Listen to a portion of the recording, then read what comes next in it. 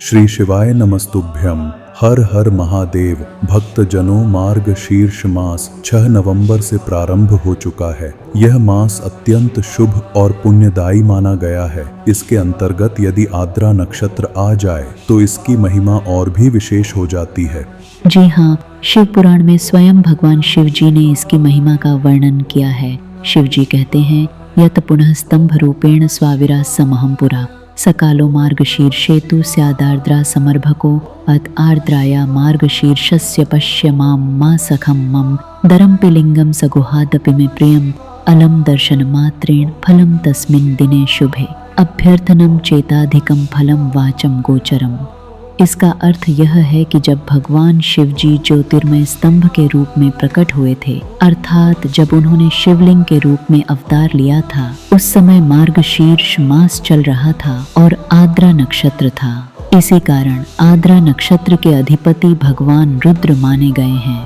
आगे शिव जी कहते हैं, जो व्यक्ति मार्गशीर्ष मास में आद्रा नक्षत्र के दौरान पार्वती सहित भगवान शिव के दर्शन करता है या केवल उनके शिवलिंग का दर्शन कर लेता है, वह भगवान शिव जी के लिए कार्तिकेय से भी अधिक प्रिय हो जाता है। कितनी अद्भुत महिमा है यह। देखिए, केवल दर्शन करना और नमस्कार करना भी पर्याप्त है। भगवान शिव स्वयं कहते हैं कि जो मुझे उस दिन देखता है वह मेरे पुत्र से भी अधिक प्रिय हो जाता है। कितना सरल और सुंदर मार्ग भगवान ने हमें दिखाया है, इतना तो हम सभी कर ही सकते हैं। और शिव जी आगे कहते हैं, यदि कोई उस दिन पूजन भी कर ले तो इतना महान फल प्राप्त होता है जिसका वर्णन वाणी से करना भी असंभव है। जब स्वयं भगवान शिव कहते हैं कि उनके मुख से उस पुण्य का वर्णन नहीं हो सकता, तो और कौन उसका वर्णन कर पाएगा।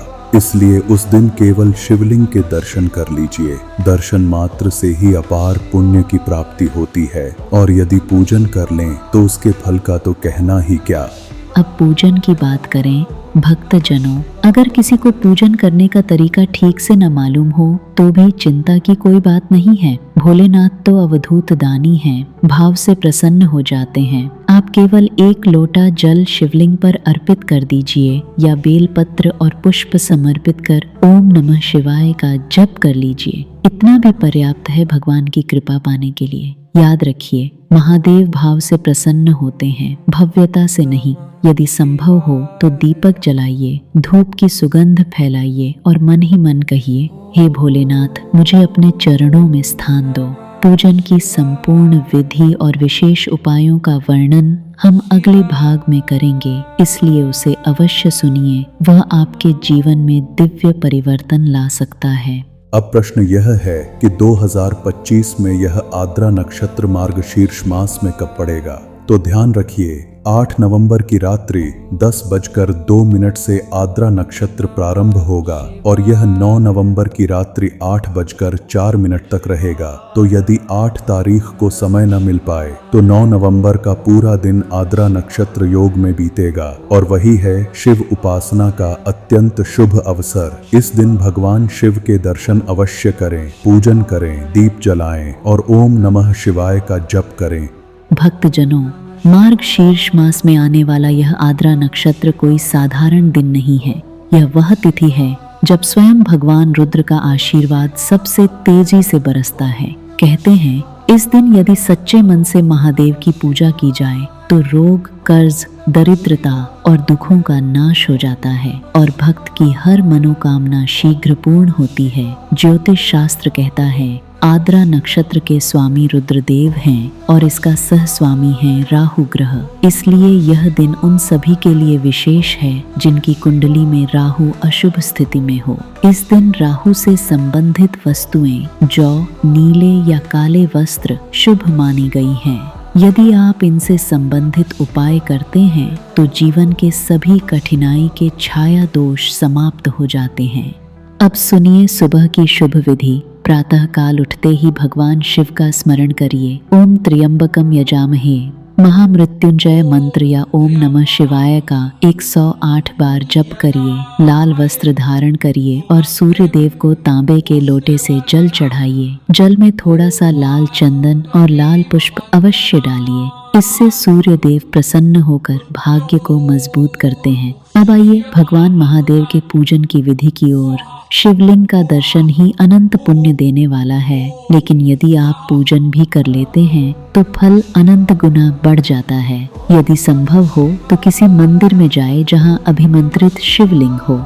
वहां बैठकर अपनी मनोकामना के साथ यह सरल कार्य करें। एक लोटे में कच्चा दूध लीजिए, उसमें थोड़ी काली मिर्च पिसी हुई और जौ के कुछ दाने डालिए। इस जल को 7 बार घर में घुमाइए, परिवार के सदस्यों को स्पर्श कराइए और प्रार्थना कीजिए, हे अवधूतेश्वर महादेव, हमारे घर से सभी रोग, कष्ट और दरिद्रता सदा के लिए दूर कर दो। फिर यह जल शिवलिंग पर चढ़ा दीजिए। शास्त्र कहता है, जो व्यक्ति महीने में 1 बार काली मिर्च और दूध से शिवलिंग का अभिषेक करता है, उसके जीवन में न रोग रहता है न दरिद्रता। उसके बाद 11, 21 या 51 जौ के दाने लेकर भगवान शिव को अर्पित कीजिए। हर दाना अर्पित करते समय अपना नाम और गोत्र लीजिए और कहिए, हे महादेव, मेरे परिवार में सुख, शांति और समृद्धि सदा बनी रहे। इसके साथ ही चंदन से ओम का चिन्ह बनाना न भूलें। चंदन से बनाया गया ओम आपकी हर मनोकामना को साकार कर देता है। यदि आपके पास रुद्राक्ष है तो उसे जल में डालकर कुछ क्षण रख दें। फिर उस रुद्राक्ष मिश्रित जल से शिवलिंग का अभिषेक कीजिए। साथ ही 12 ज्योतिर्लिंगों का स्मरण करते हुए कहिए,